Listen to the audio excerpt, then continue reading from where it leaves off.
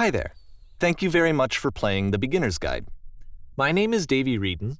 I wrote The Stanley Parable, and while that game tells a pretty absurd story, today I'm going to tell you about a series of events that happened between 2008 and 2011.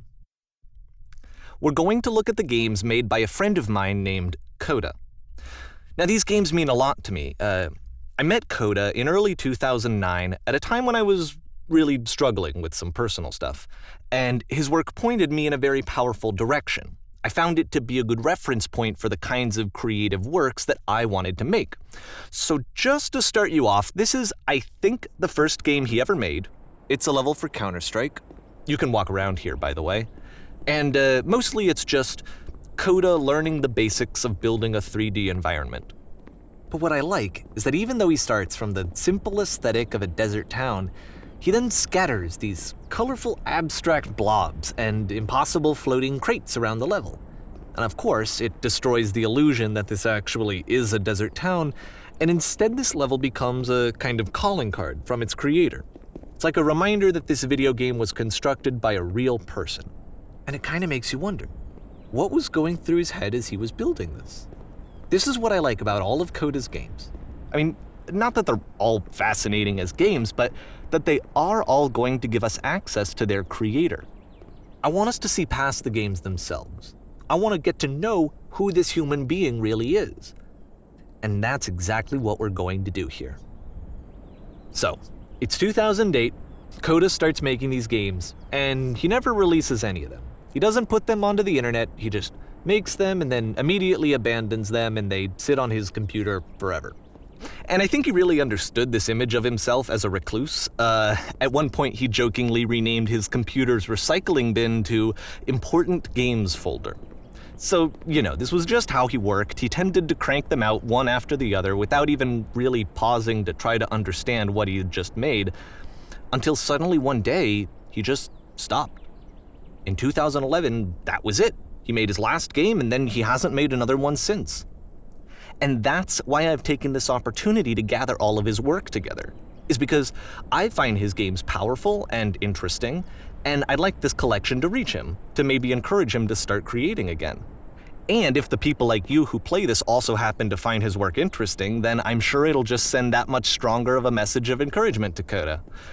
So thanks for joining me on this. If you have a particular interpretation that I haven't mentioned here, or if you just need to get in touch, you can email me at daveywreden@gmail.com.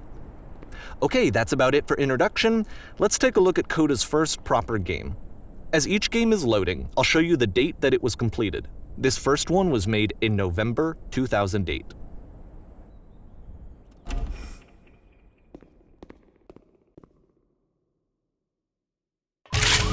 Warning. Whisper machine active. Shift destruction imminent.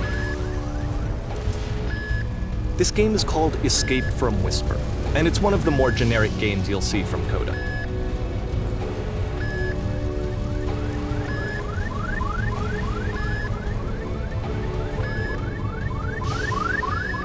You can click to fire the gun.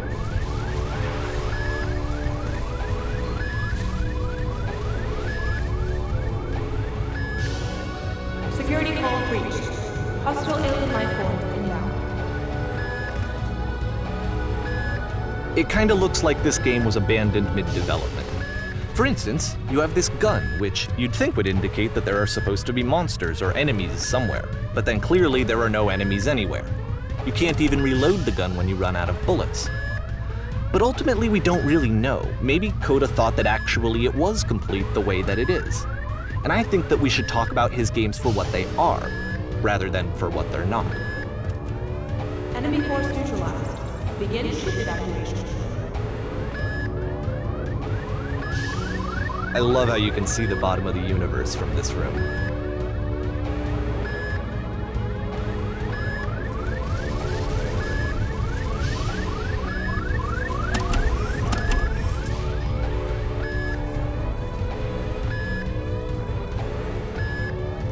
Apparently, this space station has a labyrinth on it. Sure, I don't know. There's really no reason for it that I've ever been able to discern, so in the interest of time, I'm just gonna skip you on past it.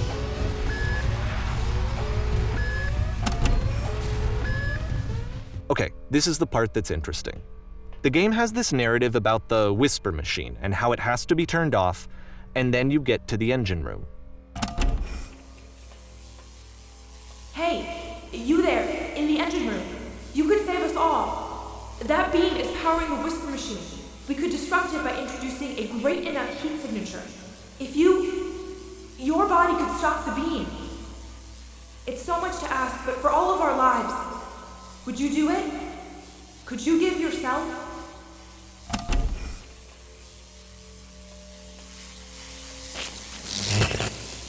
Let me pause here for a second. What you just experienced, stepping into the beam and then dying, is probably what Coda had initially intended when he was developing this level. But when he first compiles and plays it, something goes wrong. There's a bug somewhere. And this is what happens instead.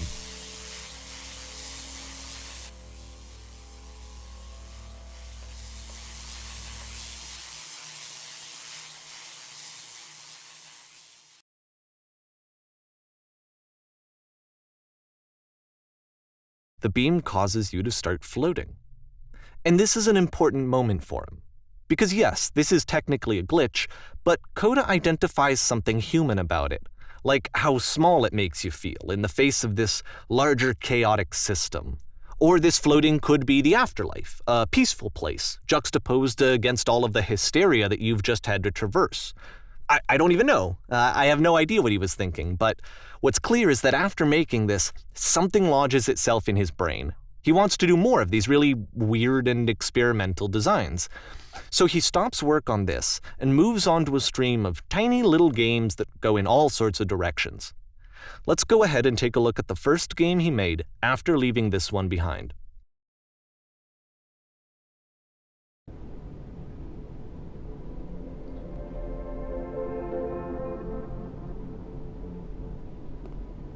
Yep, in this game you can only walk backwards.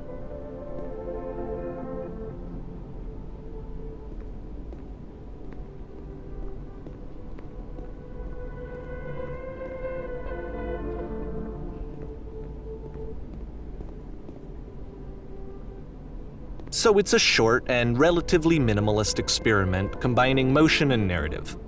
It is less advanced than the previous game, but actually it seems to be more focused, more complete.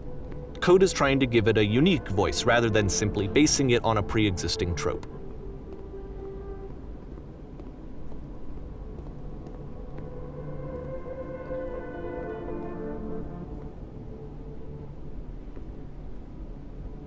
It's a short little thought, it says what it wants to say, and then it ends.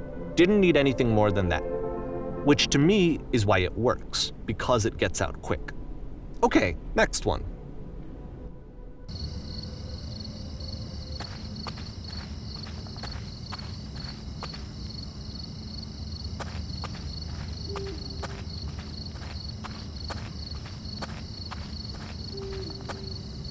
And that's it. Okay, the meaning of this game won't be clear just yet. Please be patient with me for a few more games and I promise you'll see what makes it interesting. Oftentimes, Coda would put bizarre titles like this one at the start of his games. I wish I'd known him at the time that he was making these early games. He would really only talk to me about his work as he was making it. Once he stopped work on a game, that was it. It was dead to him. And I don't agree with that at all, but what are you gonna do?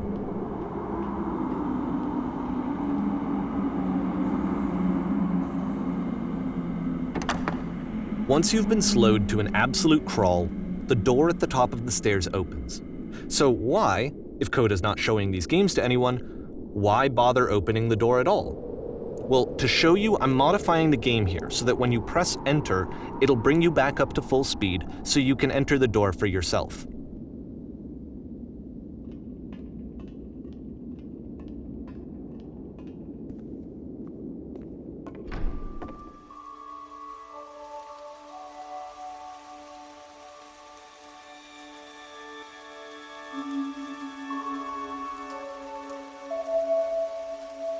A room that's warm and nice and filled with little ideas for games.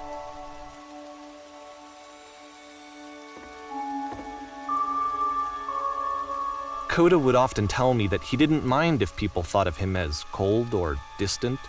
He said that he knew that he was actually a vibrant and compassionate person, but that it takes time to really see that. It can be a very slow climb to get there.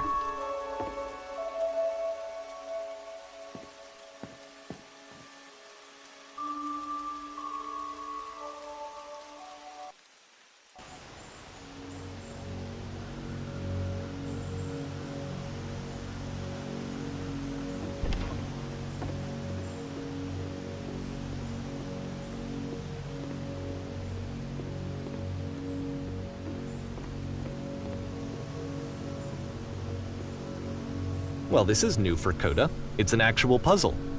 Go ahead and see if you can solve it.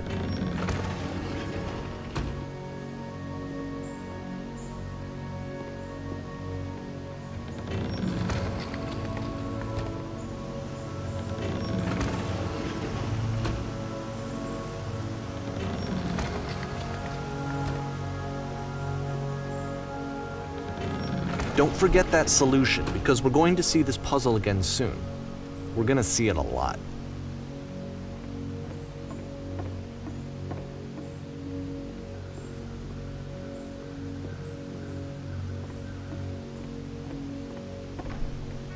So that seems to be it, right? You walk down a corridor, you solve a puzzle, you get to the end. Simple enough.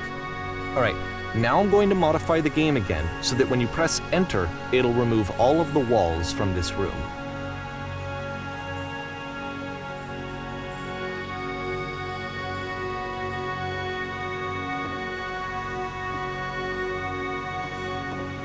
How about that?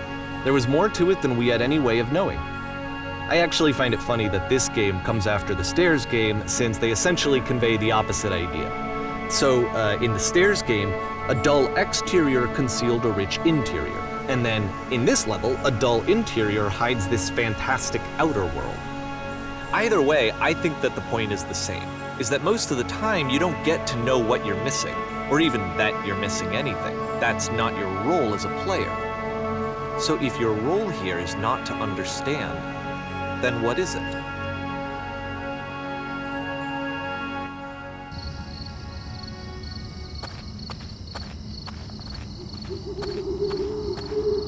Aha! So this, combined with the entering game from earlier, tells us that Coda believes his games are connected somehow. It could even be that the Stairs game and the puzzle game are literally connected in between this and the entering game. There's a bigger picture that all of his games are meant to play a role in, some larger meaning that we won't be able to grasp until we've seen all of them. And once we have, we can step back and start to understand what exactly that bigger picture is.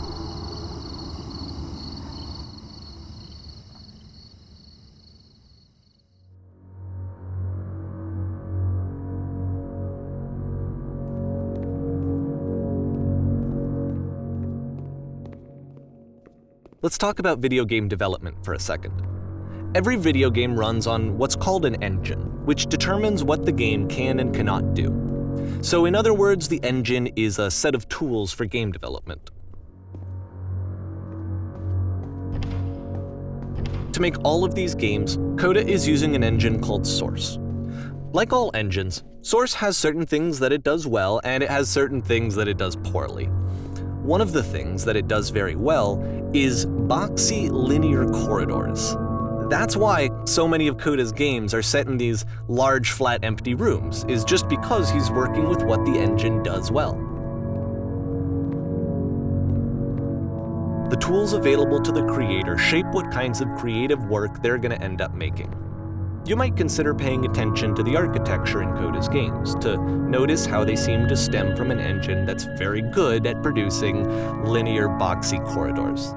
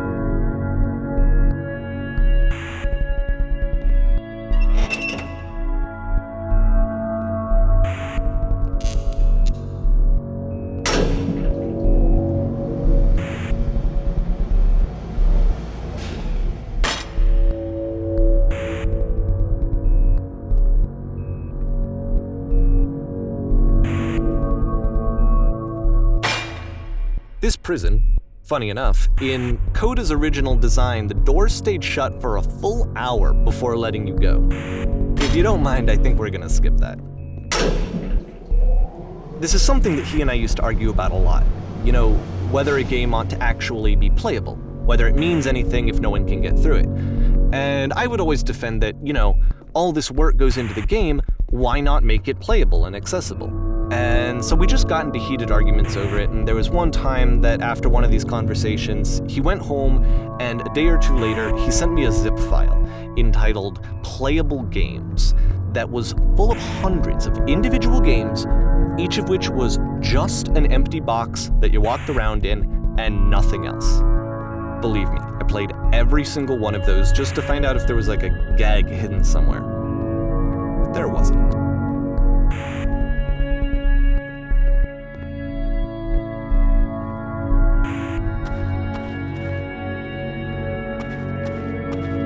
It's the puzzle again, with the exact same solution as the last time.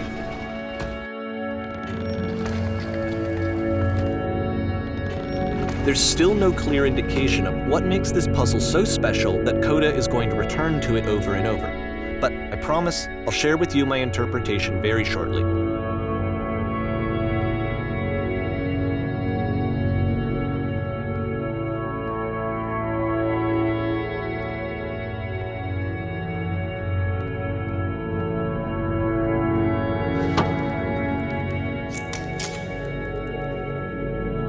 Here, Coda begins using a kind of dialogue system that he fashioned out of the engine's chat capabilities. Use the 1, 2, 3 buttons on your keyboard to respond.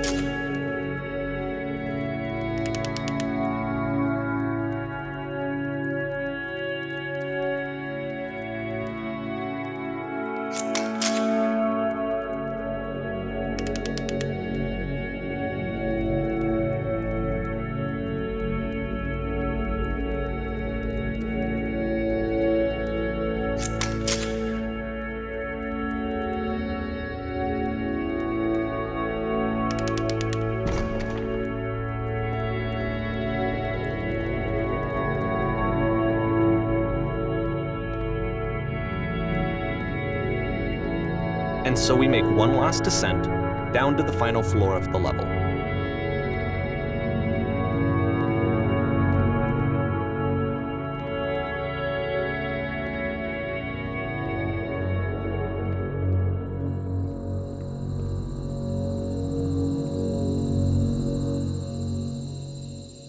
It's a lamppost. Okay, I can't tell you quite why, but for some reason Coda fixates on this lamppost. It's going to appear at the end of every single one of his games from here on out. I'll tell you what I think. I think that up to this point, he's been making really strange and abstract games with no clear purpose, and maybe you can only float around in that headspace for so long. Because now he wants something to hold on to. He wants a reference point. He wants the work to be leading to something. He wants a destination, which is what this lamppost is. It's a destination. We're going to see it in the work as well. His games are just going to become a lot more cohesive, a lot more fully developed, with more of a clear idea behind them. And as we go, that idea will get clearer and clearer and clearer.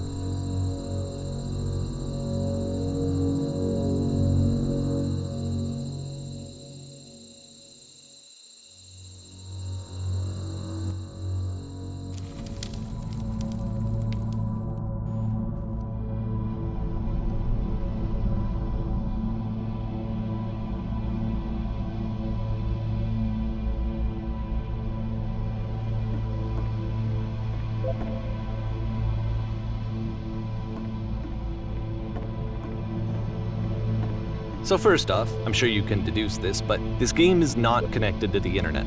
All of the notes that you're gonna see have been written by Coda. This was actually the first game of his that I ever played. This was shortly after I met him at a weekend game jam in Sacramento, where I grew up. I saw him working on this very level, and it was just so different from anything that anyone else was doing. So right away I was like, I have to be friends with this person. In retrospect, I think I was probably a bit too pushy, trying to get his attention. I was over-enthusiastic. But he was very gracious about it and very patient with me. And I cooled off eventually. Oh, feel free to skip over any of these notes if they're not doing anything for you. Nothing extra is going to happen if you read all of them. Either way, to me they convey a sense of loneliness. I see this person who's filled with thoughts and feelings and beliefs and has no way to express them except as scattered and unheard voices in a game that wasn't meant to be played.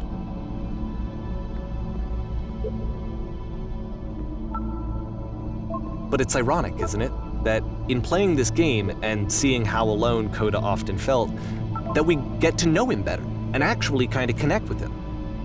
And I have to be honest with you, this idea is really seductive to me.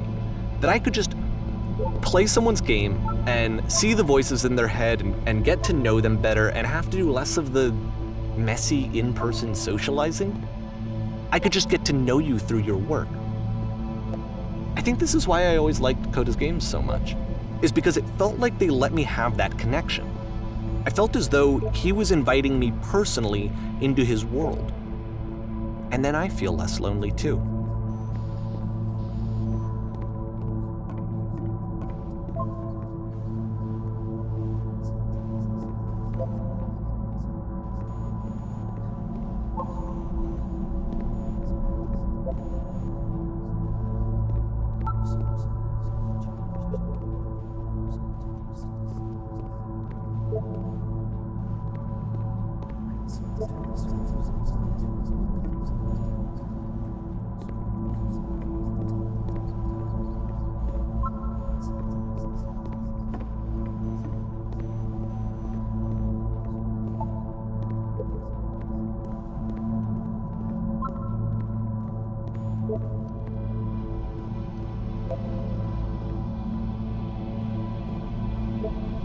At the end of this level, we're going to see the puzzle again.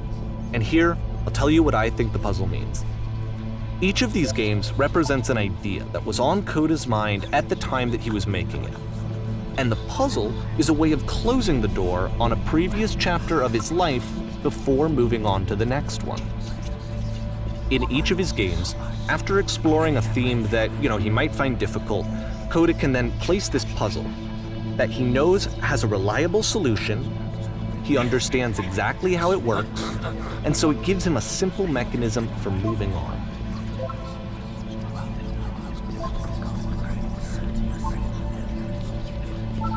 And because there's this dark area between the doors, a space between spaces, before you move on, you get to pause.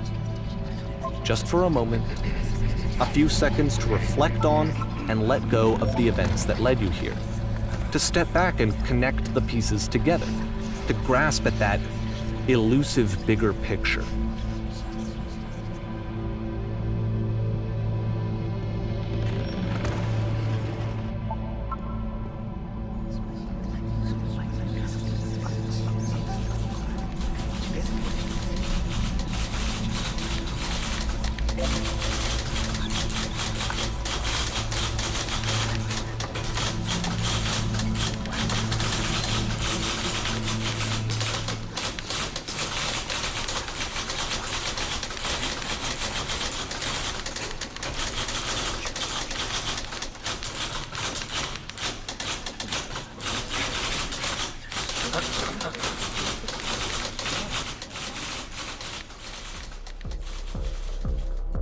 Okay, this one is tough. It's gonna kind of just spin its own wheels for a few minutes. Hang with it.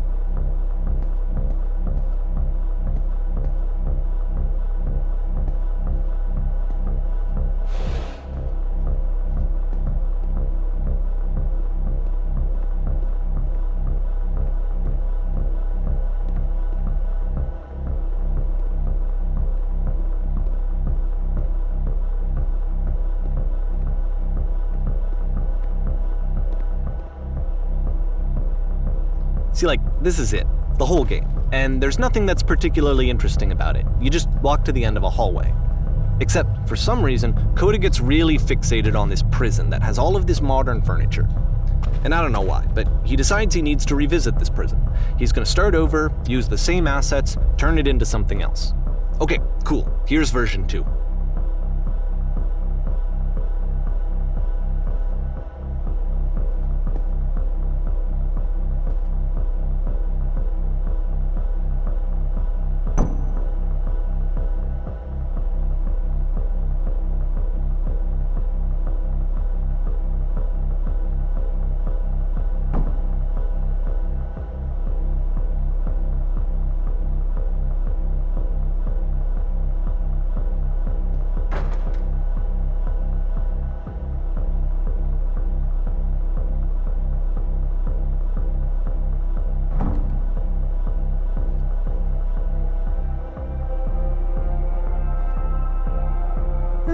There's a bit more to this one, but still, it's not really communicating anything. It's kind of just weird for weirdness' sake.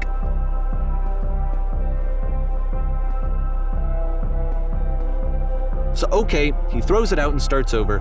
This time he comes at the prison idea from a different direction.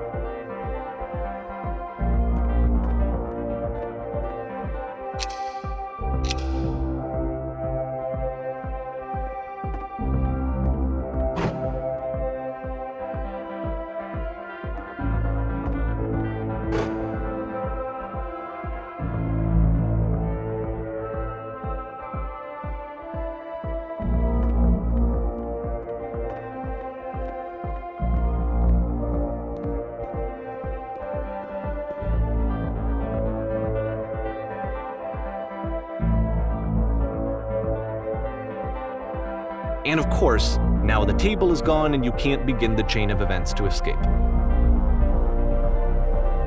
Here's a version where there are no bars, but you can't actually get to the well. And then a version where the inside of the prison is the outside and the outside is the inside. Let me just blink you real quick through a few more of these. I mean, he really unloaded on this prison idea. There's nearly a dozen of them. Personally, I think it's awful to watch this, to see a person basically unraveling through their work. And for what? At what point do you just go, maybe there are game ideas other than this prison that I could be working on? But Coda doesn't have that voice telling you to stop, that particular mechanism of defense against yourself. Without it, you just spiral. And so he keeps going and going and going and going and going, and then he hits on something. And he likes it. And that's it. He's done. He stops making prisons. This is the very last version of the prison game that he created, and the reason I think it works is that the prison is not actually in it.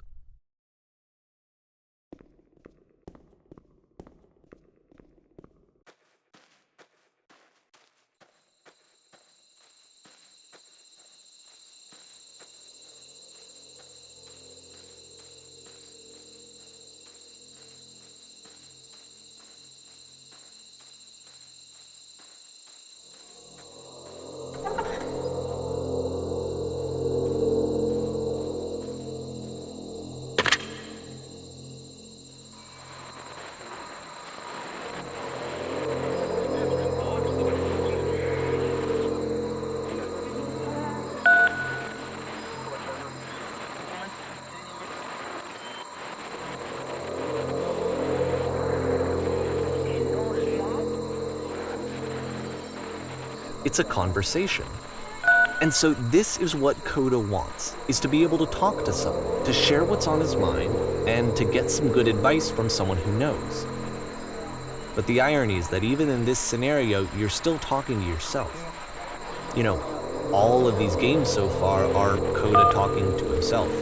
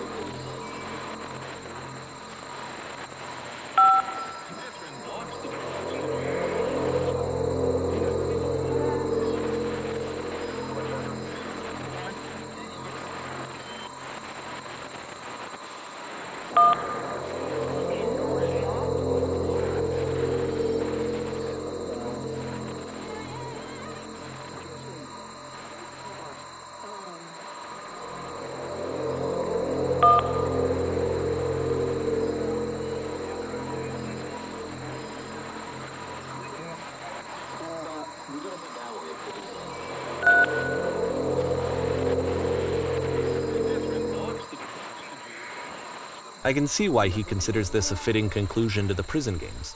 After all of the obsession and frustration, just to be told by someone you can trust that things are going to be okay. Wouldn't that be nice?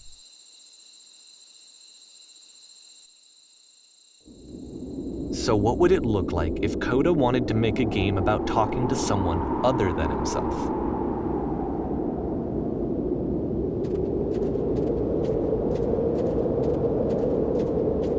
To me, this environment is meant to represent Coda's puzzle, with the two doors on either side and a dark transitional space between.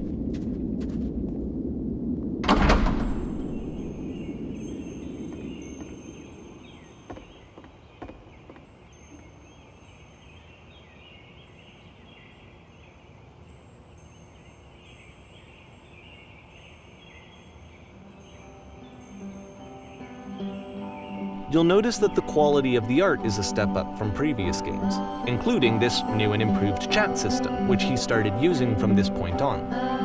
From here on out, he begins putting much more effort into the visual polish of his work, and this particular game took 2 months to create as a result.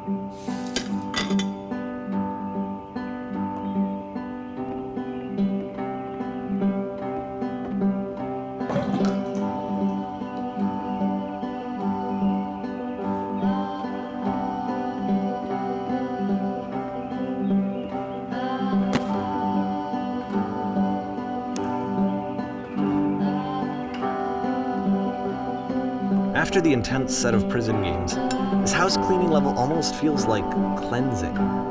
It's the moment after a particularly difficult or traumatic experience where you just need to let it sit and digest inside of you, and eventually cohere into something meaningful.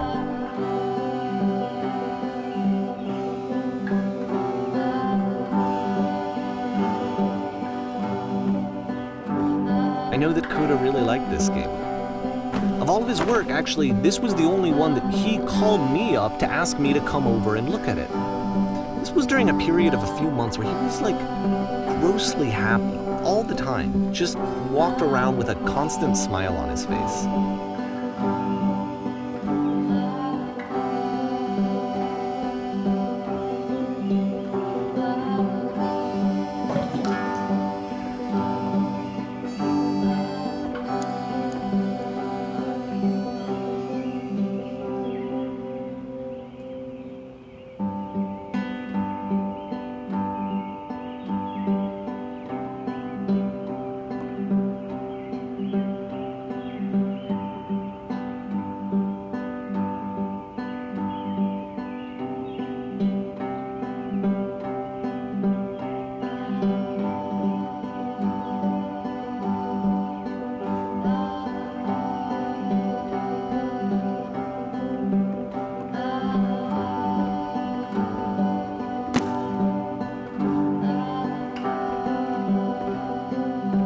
glad he made this. I'm glad he found some peace.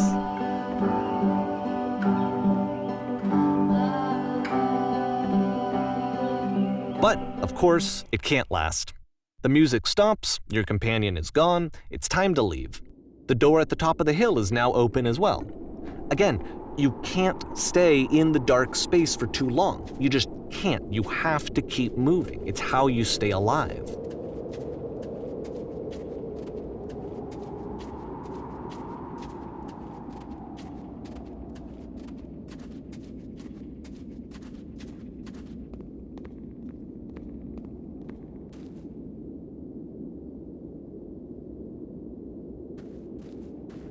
Which is the whole point of the puzzle doors, right?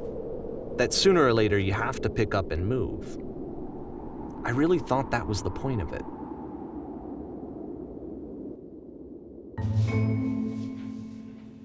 This one gets a bit goofy.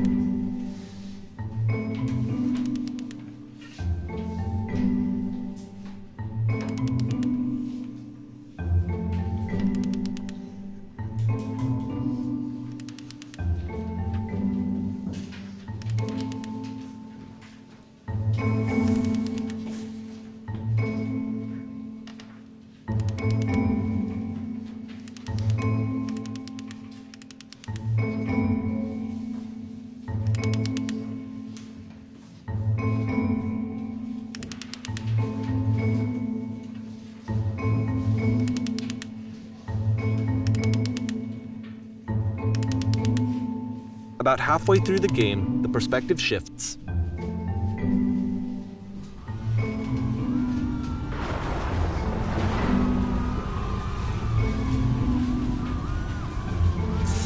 And you play as the teacher. And suddenly, you discover that your teacher is just as bigoted and afraid as you are. Oh, and also you can move around the classroom now.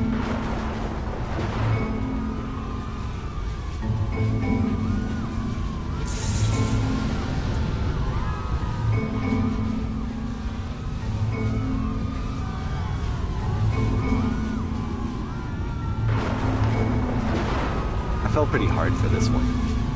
I feel like it's one of the most relatable experiences that you can have.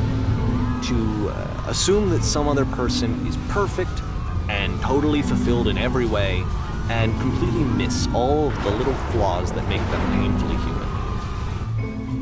I think about this game a lot these days.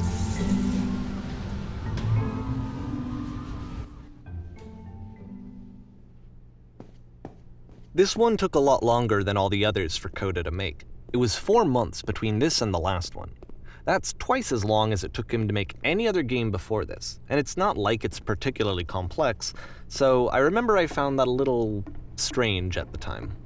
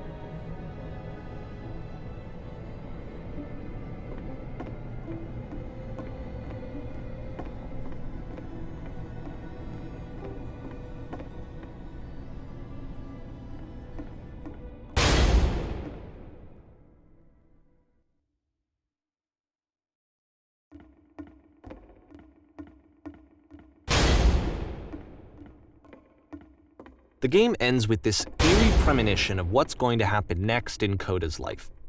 The solution to social anxiety, to fears of having to perform and having to chase success, the answer for Coda is to withdraw, to hide himself away.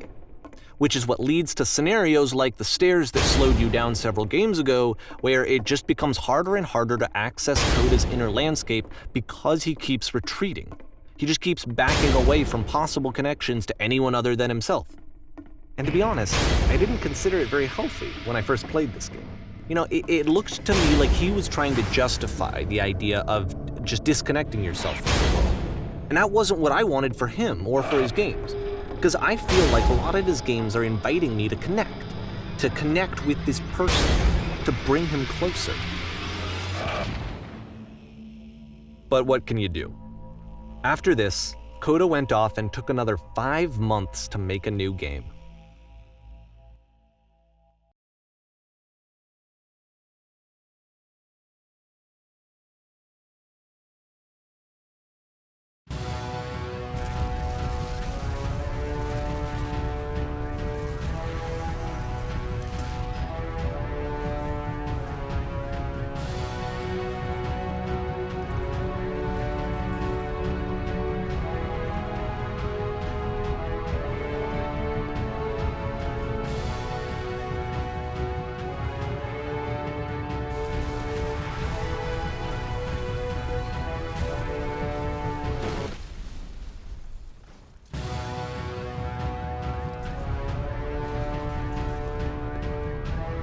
You should probably open your eyes if you haven't already. It's pretty much impossible to solve otherwise.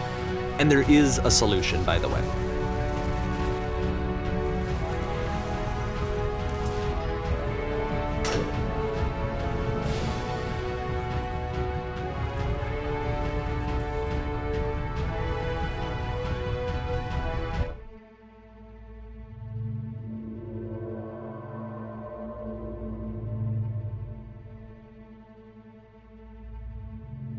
Like I said, I was getting concerned.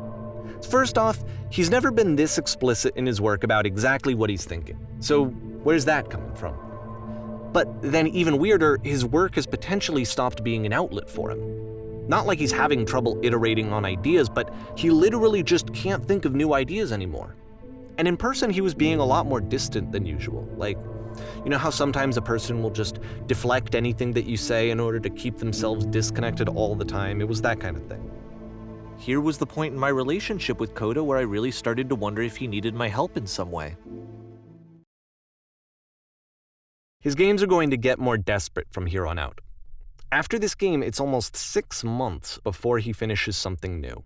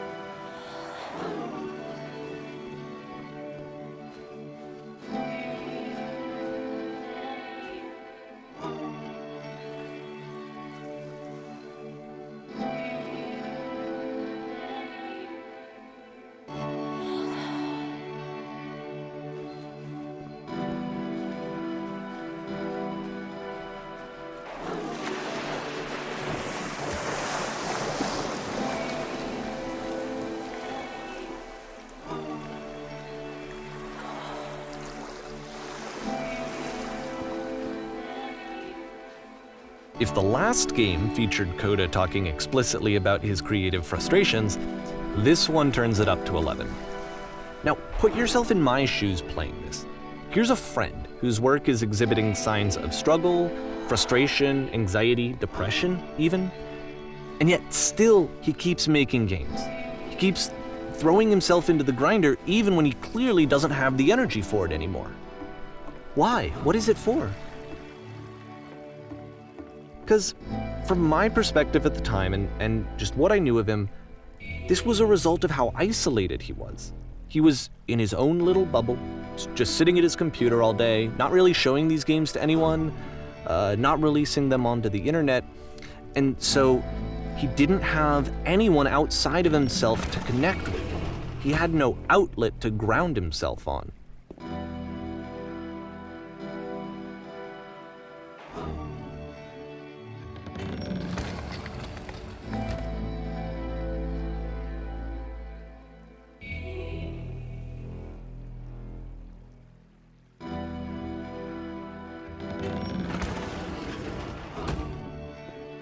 You can't talk yourself out of loneliness. It doesn't work that way. You can't be the one writing both the questions and the answers. Then there's no movement. Then there's no circulation. If all of your anxieties are being channeled into your work, then if the work ever fails, you have no backup and you're just going to crash.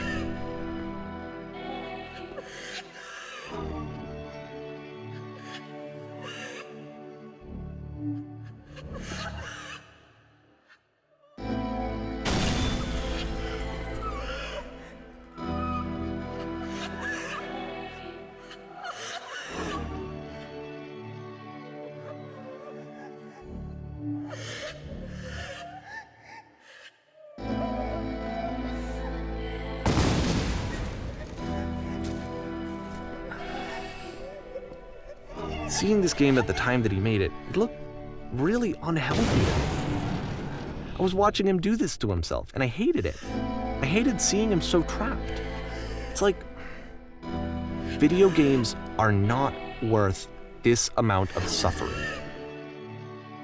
This is someone I really cared about, and I used to get so much joy out of seeing him create. For him to suddenly become angry and frustrated like this, it was the worst thing for me. I don't know. This is what I felt at the time. I don't know how else to explain. I wanted it to stop more than anything. I had never felt so rotten. I needed more than I had ever needed anything for this to stop. But it didn't stop. After finishing this one, Coda takes another 7 months and comes up with a new game.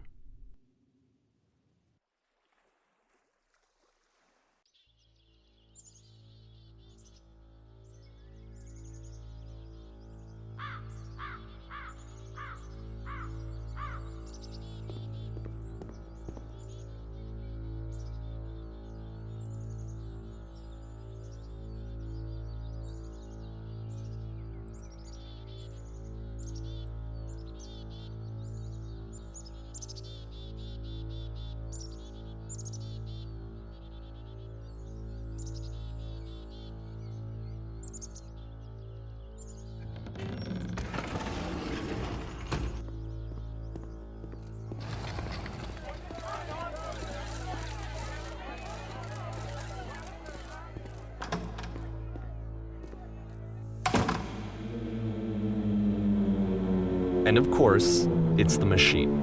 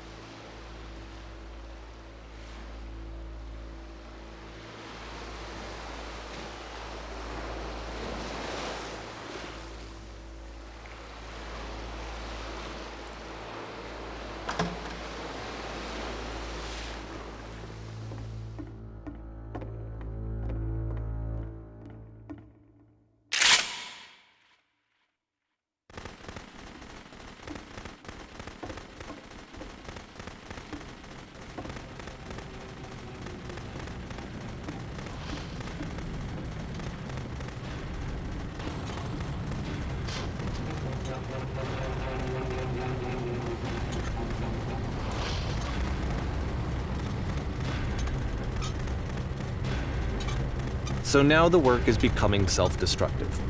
And I'll tell you, at the time that I first played this game, shortly after he made it, here's what I'm thinking to myself.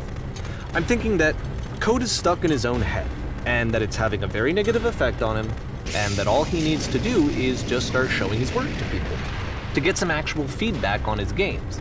It might get him out of isolation. And so, as I'm thinking this, I realize that I could be the one to initiate it. Because it would never occur to Coda to start actively soliciting feedback, so what if I did it for him? If he could see the difference it would make to have more actual conversations with other human beings, would that bring him out of his mental spiral?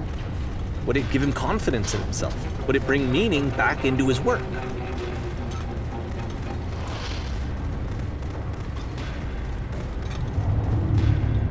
So I started showing Coda's work to people. I took this one, and the islands which you just played, the theater, the notes, the house cleaning game, and some of the prison escape games. I brought them to people that I knew and trusted. I asked their opinions. And the great part is that they really loved his games. You know, the point of it all was just to give him some external reference point, but they genuinely loved his work. There was nothing for him to be afraid of.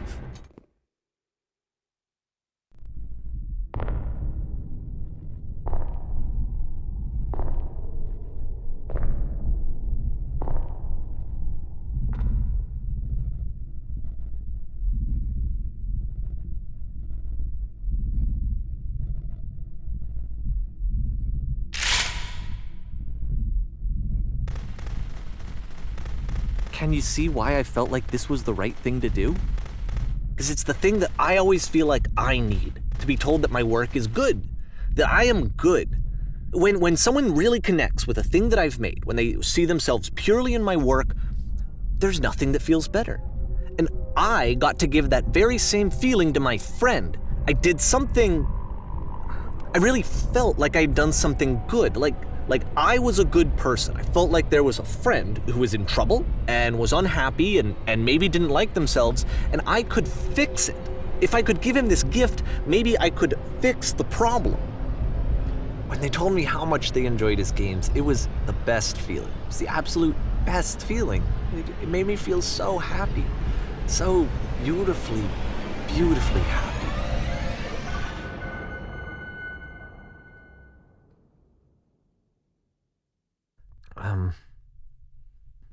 So anyway, Coda finishes this game, and then really he just kind of takes off for a while.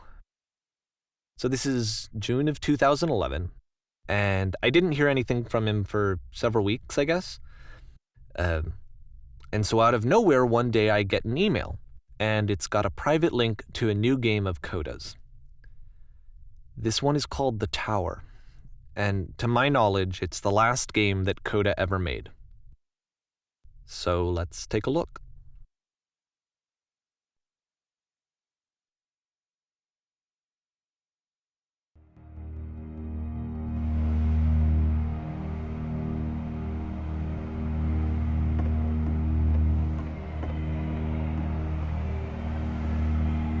And this is where I have trouble saying anything meaningful about Coda's work. Because more than anything else, the tower just feels distant. It feels like it's trying to distance itself from the world. It's a very cold game.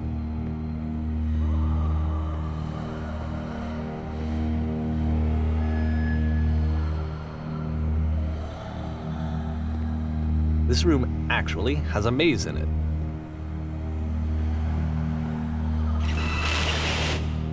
Except that all the walls of the maze are invisible. And then every time you touch one of the walls, there's this awful flashing and noise, so the experience is really miserable. The game goes beyond not being meant to be played, it actually seems to despise the player for trying to play it at all. But I do want to show you the rest of the levels, so when you're ready to continue, press enter and I'll put a bridge over the maze.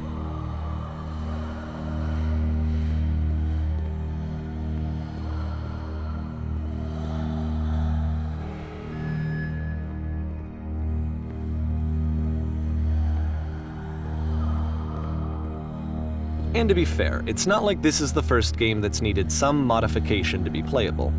Like the house cleaning game. You know, that one used to actually loop the cleaning chores and you just cleaned a house forever. I had to cut it off so that you could exit the house and the game would actually end. But that game had an idea that it was actually trying to communicate. What's the deeper idea behind the invisible maze? The only way past this challenge is to randomly guess the 6-digit code. Like the invisible maze, it's frustrating to me, because it's the opposite of everything else that Coda has made. It doesn't encourage thought or engagement.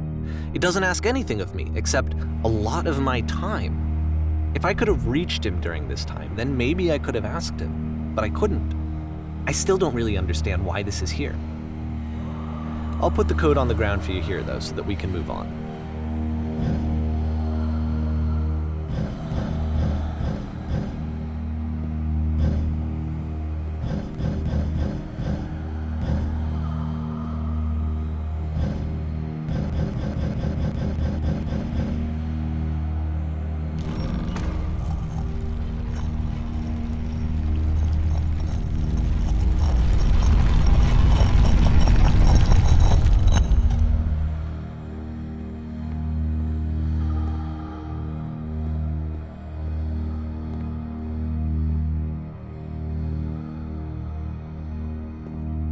The switch to open this door is actually on the other side of the door, meaning that it's literally impossible to solve from this side. So even if you somehow brute forced your way through the first 2 challenges and you got to this point, there's actually just no way to progress. And it's scary for me, the idea of Coda cutting himself off entirely, just saying, that's it, that's the end of the conversation, not giving me any way to fix the problem. I feel like a failure, I guess, when I can't fix the problem.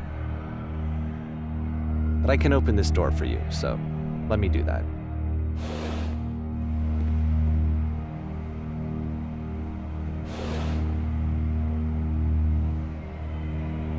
Was I a failure for not understanding this game? I mean, I don't know why I would be. It's not like everything needs to have a solution, but I feel it somehow.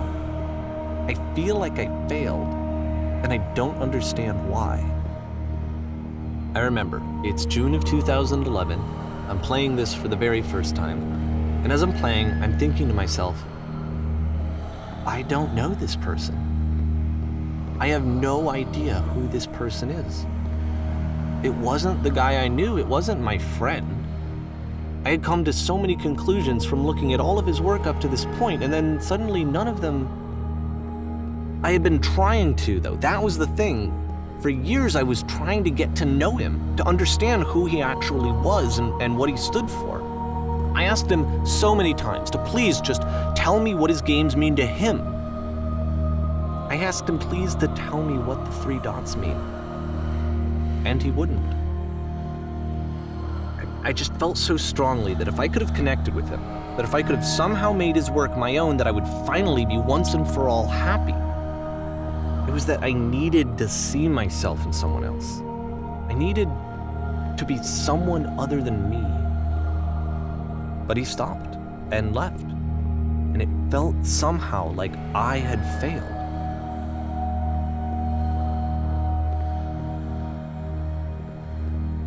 Where did I screw up?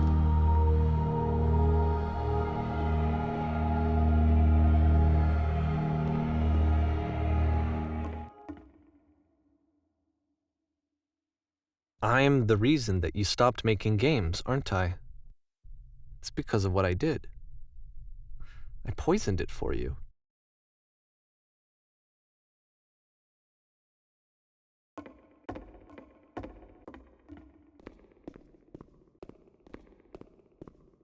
I don't think I ever told you this, but when I took your work and I was showing it to people, it actually felt... It felt as though I were responsible for something important and valuable. And the people who played them, they treated me like I was important. They really listened and cared about what I had to say. Even though I was showing your work, I felt good about myself. Finally, for a moment, while I had that I liked myself.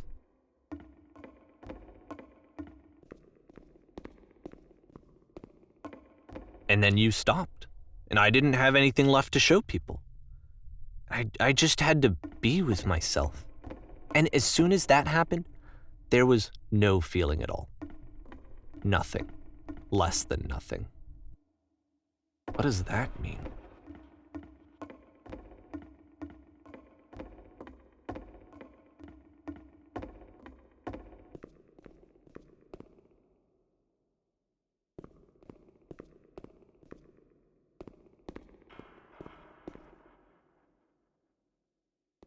I'm afraid that I did something really stupid because I don't like myself.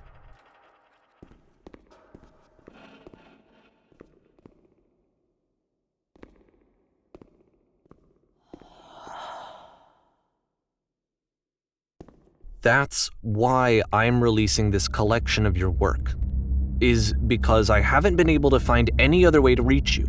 I've tried everything. And so a part of me has hope that if I put this compilation out into the world, and if I put my name on it, that maybe enough people will play it so that it'll find its way to you, so that I can tell you that I'm sorry. I know I screwed up. If I apologize to you truly and deeply, will you start making games again? Please, I need to feel okay with myself again. And I always felt okay as long as I had your work to see myself in. I mean, is something wrong with me? Because I know that I did an awful thing, and I'm doing it again right now. Like, I'm showing people your work, but I can't stop myself from doing it. That's how badly I need to feel something again, like I'm an addict. There has to be something wrong with me. Can I apologize? What if I tell you I was wrong? Will that work? Will that fix it? I don't know. I don't think it will, but there's nothing else that I can do. Just tell me what you want. I'm sorry. I'm sorry. Please, start making games again. Please help me. Please give me some of whatever it is that makes you complete. I want whatever that wholeness is that you just summoned out of nothing and you put into your work. You were complete in some way that I never was. And I want to know I want to know how to be a good person. I want to know how not to hate myself. Please. I'm fading, and all I want is to know that I'm going to be okay.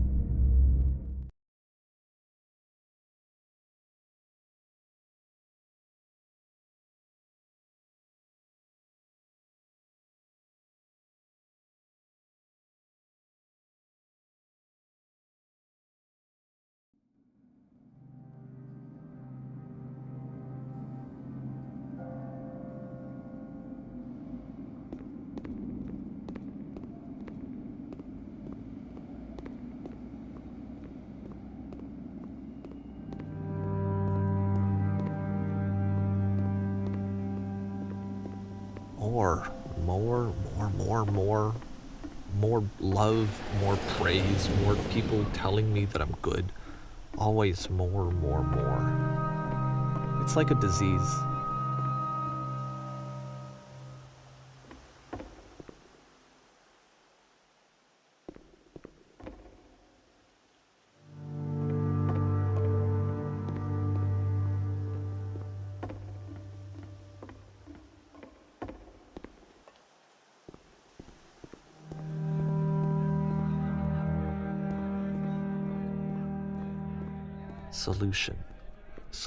Solution.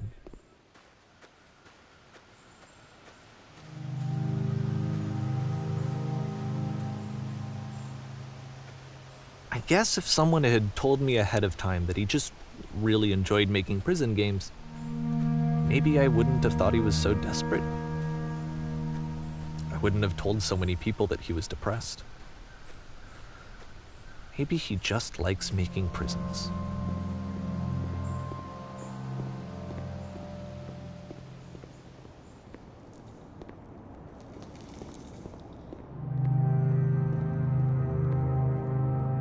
Even now, the disease is telling me to stop.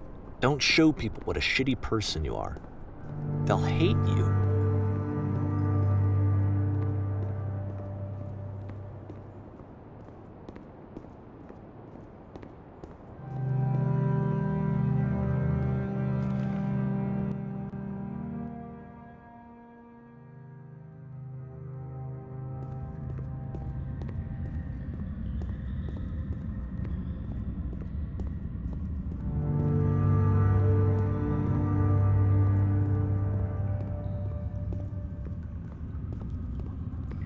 if I knew that my life depended on finding something to be driven by other than validation, what would that even be? It's strange, but the thought of not being driven by external validation is unthinkable. Like, I actually cannot conceive of what that would be like.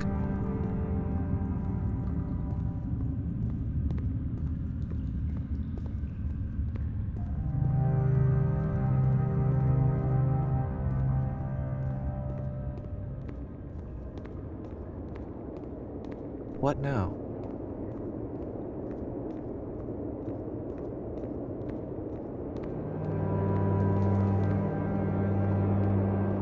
I think I need to go. And I'm sorry, because I know that I said that I would be here and I would walk you through this, but I'm starting to feel like I have a lot of work to do. I have a lot that I need to make up for, and so I'm just gonna... Okay.